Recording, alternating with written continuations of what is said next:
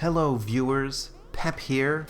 We're looking at Avalanche 2, Super Avalanche. It's a game where you need to get to the top of the screen.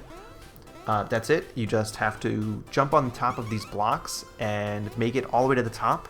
There are boss battles in the game at certain levels, so it definitely mixes it up.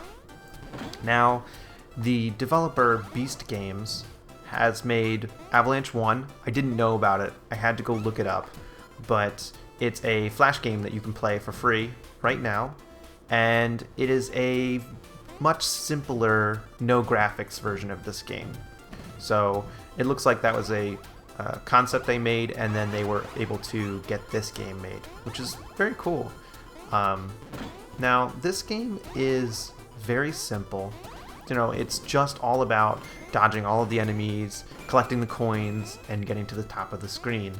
The higher you rise, the harder it gets. The higher that the feet, it shows you how much feet you climbed, and it makes you want to keep playing. They definitely made some improvements between Avalanche 1 and Avalanche 2. One of the biggest things is the ability to jump and break blocks as you jump into them. It definitely mixes it up a lot because that way you can't get stuck. I played the first one for only a couple minutes, but I definitely got stuck and it was very annoying. So it's great that they did that. The graphics are definitely improved, and this game is just very simple. It knows what it's trying to do and then just tries to do that one thing really well, which is to climb to the top of the screen. Now, there's definitely a unique mix of enemies that are trying to kill you, and the blocks are constantly coming down to try and crush you to death, which, if you're me, happened a lot because you're just really bad at games. That was pretty tough, but because of its simplicity, I only played it for a little bit, and I think even just looking at this kind of screenshot or this video, you would kind of understand if this is the kind of game you want to get into.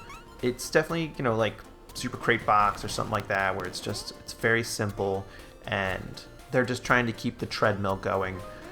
I definitely enjoyed trying to get to the next levels and see what kind of bosses they had, but the coin collection for me was kind of boring. I didn't care because collecting the coins is for cosmetic items, and I personally don't care that much for cosmetic items. And in this game, they're pretty standard, so it's not that big of a deal.